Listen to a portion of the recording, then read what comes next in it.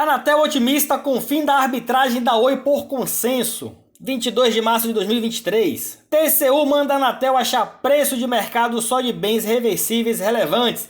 Leia a íntegra do acordão. 23 de março de 2023. Fato relevante, Rio de Janeiro, 31 de maio de 2022. O que é que isso tem a ver com o atual momento de Oi BR3?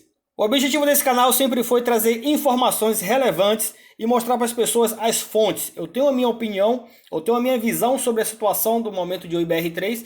Todos podem ir lá e verificar. Se a minha opinião está certa ou errada, não vem ao caso. Porém, podem ir lá e verificar se a notícia de fato, se a informação que eu trago é verídica ou não. E essa notícia aqui, meus amigos, do dia 22 de março, tem informações tendenciosas e completamente erradas. Inclusive, tem criadores de conteúdo trazendo informações completamente erradas. Por isso que eu sempre recomendo aos amigos, venham no site do RI da empresa, verifique as informações, a assembleia, aviso aos acionistas, calendário de eventos, comunicado ao mercado e fatos relevantes. Tá tudo aqui, galera. Tirem as suas dúvidas e verifiquem quem está falando a verdade, quem está tentando distorcer os fatos, se é intencional ou não, a gente não sabe. Porém, na atual situação que está, cada ponto, cada vírgula, cada palavra causa um tremendo impacto na mente do investidor. Juros continuam em alta, cotação caindo, macro não está ajudando. Aí vem um camarada, solta uma notícia com uma palavrinha errada e aí cria um tumulto no mercado, cria um tumulto na cabeça do pequeno investidor.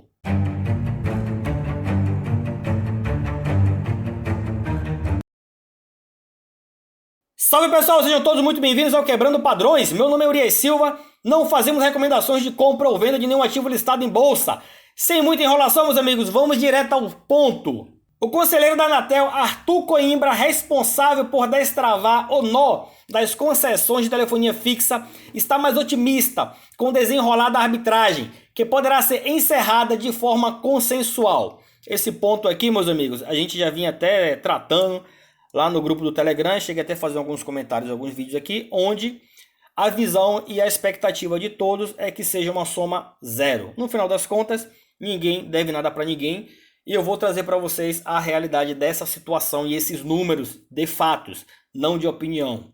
O conselheiro da Anatel, Arthur Coimbra, responsável por destravar o nó das concessões de telefonia fixa, está mais otimista com o desenrolar dos processos e já acredita que a disputa de bilhões que se trava na comissão de arbitragem da Oi, onde de um lado a União cobra uma fatura de 12 bilhões da concessionária e a operadora, por sua vez, alega que o Estado lhe deve 16 bilhões, deverá ser encerrada de forma consensual. Bom, meus amigos, como eu falo para vocês, a União cobra uma fatura de 12 bilhões. Isso aqui é completamente errado. A União não está cobrando nada. O que está acontecendo é o seguinte: a União fez um estudo e trouxe para todas as concessionárias a possibilidade de encerrar o contrato antes do prazo. E a União foi aqui e estabeleceu o seu valor para cada uma. No caso da Oi, a União fez a contabilidade e verificou que, caso a Oi queira encerrar o seu contrato de concessão, ela teria que pagar 12 bilhões. Caso a Oi queira encerrar o contrato antecipado, não é a União que está cobrando. A Oi tem a opção de finalizar o contrato em 2025, ou caso ela queira encerrar agora, ela pagaria esse valor que a concessionária estipulou, 12 bilhões. Quando a repórter coloca esse tipo de palavrinha aqui, ó, a União cobra uma fatura, todo mundo que tem cartão de crédito sabe muito bem que quando a fatura chega, é porque você utilizou o cartão, você comprou algo. Então você deve, você tem que pagar. Isso é um fato. E quando você vem aqui, a União cobra uma fatura, o acionista que já está de cabeça quente vai olhar para essa situação e falar: caramba, mas o esqueleto da Oi BR3 está devendo mais 12 bilhões para a Anatel? Completamente errado, gente. Vamos soltar uma matéria mais coerente, por gentileza. Outro ponto é esse aqui. De fato, a Oi alega que o Estado lhe deve 16 bilhões. Porém, palavras do senhor Rodrigo Abreu, esse valor, questão de juros, já deve estar beirando ali seus 20 bilhões. E é aqui que eu vou trazer para os amigos onde a conta fecha mais ou menos soma zero. Segundo Coimbra, a Advocacia Geral da União, AGU, que é o representante da União na arbitragem, está alinhada com os termos definidos pela agência reguladora, tornando-se, assim, um importante porta-voz para o encerramento da arbitragem. A evolução das negociações é um novo sinalizador para a operadora que acaba de ingressar com o segundo pedido de recuperação judicial. A Anatel demonstra que está mais otimista porque, há pouco tempo, Coimbra previa que os trabalhos da comissão só seriam concluídos após o término legal da concessão, que termina em 2025, mas a sua percepção mudou com o continuar das negociações. Pessoal, pura jogada de mercado. Tá? Como a gente pode ver, a Anatel vem dificultando a vida da Oi, desde a liberação da venda dos ativos Móveis, Vital e agora as Torres 2. A Anatel está dificultando a vida da Oi para justamente sangrar o caixa da empresa e chegar nesse ponto de conseguir uma soma zero. Todo mundo sabe que caso a Oi carregasse esse contrato até o final de 2025, torrando dinheiro com manutenção de orelhões que ninguém utiliza mais, o governo, a AGU, a União ia ter que se virar para conseguir uma nova empresa para dar continuidade no serviço público. A Oi poderia simplesmente entregar o contrato, finalizou, tchau e benção, fica vocês aí porque eu já fui. E como é que ficaria a União?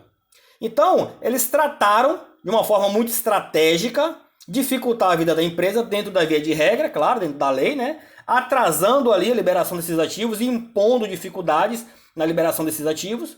Assim a empresa sangra, mantendo o contrato de concessão que já não tem viabilidade nenhuma para ninguém, mas como o contrato foi firmado entre as partes, a Oi que se vire para arcar com suas responsabilidades.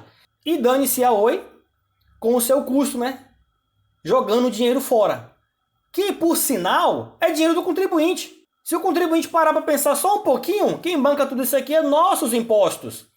Então, ao invés de pegar o nosso imposto e pagar para uma empresa contratante ficar fazendo manutenção de orelhão que ninguém utiliza mais, já deveria ter resolvido essa questão e pulado para o que realmente é o que importa para todos, que é a internet. Porém, como nível de estratégia, para você ganhar do seu oponente, você tem que ser mais forte. E foi justamente isso que o órgão fez. Aproveitou a situação da empresa frágil e conseguiu enfraquecê-la mais ainda. E agora eles vão conseguir chegar numa soma zero. Com a solução consensual, a Oi poderá promover a adaptação dos contratos para o regime privado. Assinala Coimbra, para quem essa solução seria a melhor, pois desobrigaria ao Estado ter que fazer nova licitação de um serviço que não tem mais relevância econômica ou social, que é a telefonia fixa. Perante essa matéria também, como muitos criticaram o fato da Oi ter vendido a rede móvel, não tem mais relevância social. A Oi se livrou de uma bomba, a verdade seja dita. Coimbra não detalha sobre quais bases sustentaria um acordo consensual, tendo em vista que a diferença de posições somam muitos bilhões de reais, mas técnicos próximos à questão apontam que o consenso passa pela prevalência da posição do Estado brasileiro. Há uma questão, contudo, que ainda está em aberto referente às multas da Anatel, que a Oi conseguiu, junto à AGU, reduzi-las em 2020, após uma nova lei aprovada pelo Congresso Nacional, que permitiu um sensível corte nas dívidas de empresas de recuperação judicial. Um total de 20 bilhões em multas que estavam na mesa, a Oi conseguiu negociar um acordo para pagar 9,1 bilhões, abatimento de 55% da dívida. Na negociação foi antecipado o pagamento de 1,8 bilhão, que já estavam represados em depósitos judiciais, e suaves parcelas de 126 meses até o final de 2033. Fato relevante, 31 de maio de 2022. Esse fato relevante é onde a Oi apresenta o acordo que ela fez aqui com a Anatel, onde ela conseguiu um desconto de 54,99% dessa dívida, que chegou a um valor total de 20 bilhões 237 milhões 715 mil 290 reais e 6 centavos. Com esse desconto, a dívida 9 bilhões 129 milhões 201 mil 660 reais e 17 centavos, sendo que o referido valor será deduzido o montante quitado pela companhia por meio dos depósitos judiciais.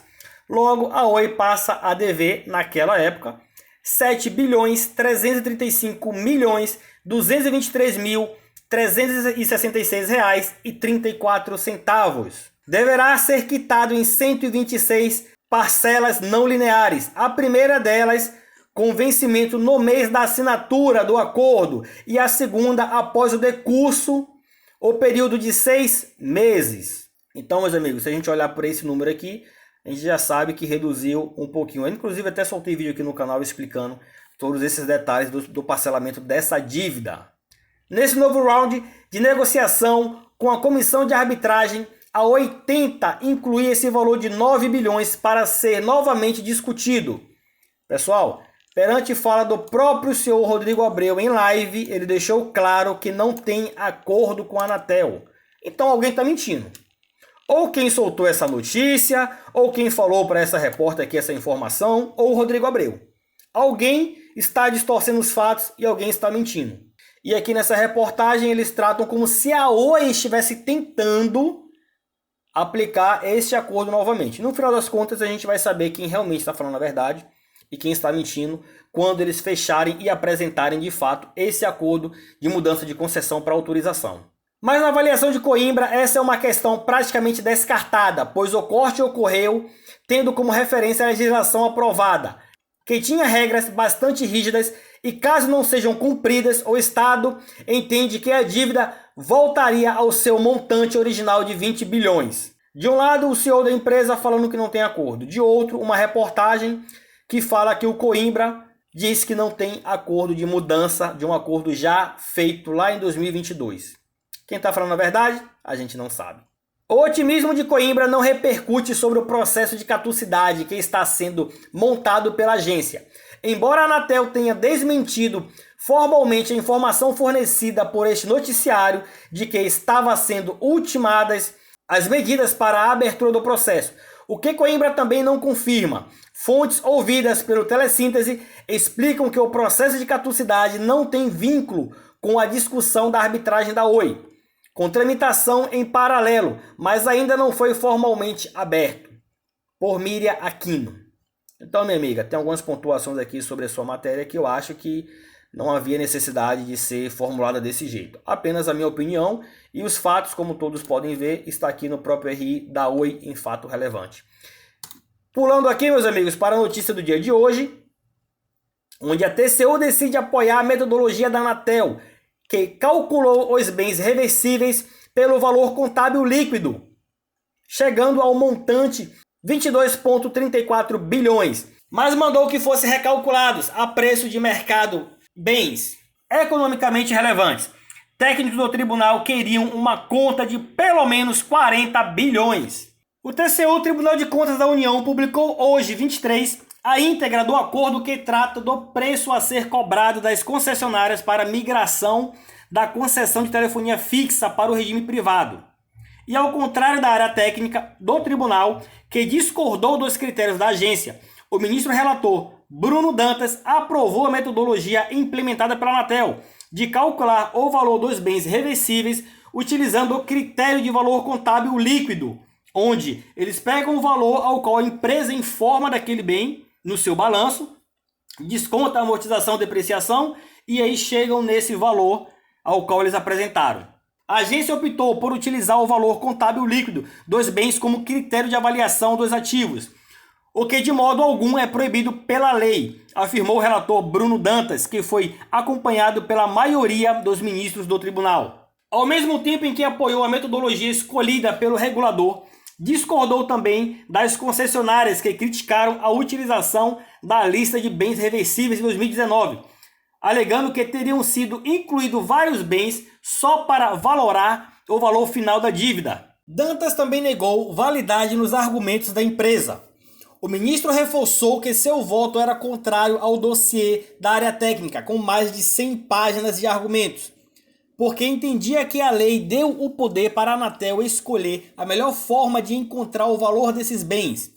Discordo da alegação de que a metodologia, por dever capturar o valor econômico dos bens, não daria à Anatel a discricionariedade para estabelecer o critério da avaliação dos bens reversíveis com base no valor líquido contábil. Mas no voto, o TCU, no entanto, determina que a Anatel refaça o cálculo para considerar o valor de mercado dos bens inclusive a infraestrutura passiva, considerados economicamente relevantes. É assim a decisão. No que tange ao cálculo dos saldos associados à migração do regime de concessão para autorização, que no prazo de 120 contados da ciência da deliberação, adote as providências devidas para adequar os cálculos da parcela do valor econômico da adequação, que corresponde à valoração dos bens reversíveis, de modo a abster-se principalmente em relação aos bens mais relevantes economicamente, de utilizar valores que sejam significativamente discrepantes da efetiva valoração de mercado desses bens, abarcando no mínimo as classes de ativos constituídas por edifícios, terrenos, postes, torres, dutos, cabos de fibra óptica, direitos de passagem e equipamentos ativos de rede, consoante exigido pelo artigo 144C, caput da LGT, artigo 204 do regime interno da Anatel, Resolução Anatel 612 de 2013 e Manual de Contabilidade aplicada ao setor público. O ministro Vital do Rego apresentou voto discordante, apoiando a posição da área técnica do TCU, cujos cálculos, ao invés de 22 bilhões encontrados pela Anatel, subiriam pelo menos 40 bilhões. Como podemos ver, meus amigos, perante a reportagem, a Anatel agora está se demonstrando como um órgão regulador que está aqui para apaziguar e resolver o problema, quando na verdade causaram todo esse desgaste justamente para ganhar vantagem nessa briga concorrencial, né? Nessa briga de contratos errados. Mas enfim, quem acaba sempre saindo no prejuízo é o contribuinte, pois o dinheiro que deveria estar sendo aplicado para de fato trazer um benefício para o mesmo acaba sendo aplicado em uma situação que não traz benefício para ninguém. A empresa gasta dinheiro com manutenção de orelhões que ninguém utiliza e assim deixa de levar a internet com maior facilidade. Poderiam ter resolvido isso aí muito mais fácil há muito tempo atrás. Porém, se tivessem resolvido antes ou agido de uma forma para resolver o problema, como deveria ser o caso, a Oi teria um peso maior. E aí a União não poderia barganhar e sair na vantagem, que é justamente esse o objetivo da União. Então, quando a gente fala da questão dos valores soma zero, a Oi deve em torno de 7,3 bilhões para a Anatel. A Oi está solicitando em arbitragem 16 bilhões. Porém, para a gente falar do Rodrigo Abreu, já está correndo juros e aí daria em torno de quase 20 bilhões. A arbitragem apresentou como meio de finalizar o contrato antecipadamente um valor de 12 bilhões. Então, se você somar os 12 bilhões que a Anatel pediu, mais os 7,3 que a Oi deve, vai dar ali uns 19 bilhões e 300, aproximadamente. A Oi está solicitando 16, que está em aproximadamente também 20 bilhões. Então, eles fariam essa contrapartida, finaliza ali essa dívida que a Oi já está fechada com a Anatel, desses 7 bilhões, 7,3 bilhão. E ali a empresa passaria para autorização e encerra o contrato, todo mundo segue feliz da vida. Esse é o objetivo. Mas a questão toda é que, se vocês analisarem por um outro ângulo, essa reportagem vem colocar a Anatel como órgão que veio para resolver o problema, quando na verdade foi o próprio órgão que causou todo esse problema. Os fatos estão aí, cada um segue o que acredita. Essas são as notícias de hoje. Agradeço a todos pela participação. Curte, comenta e compartilha. E até a próxima.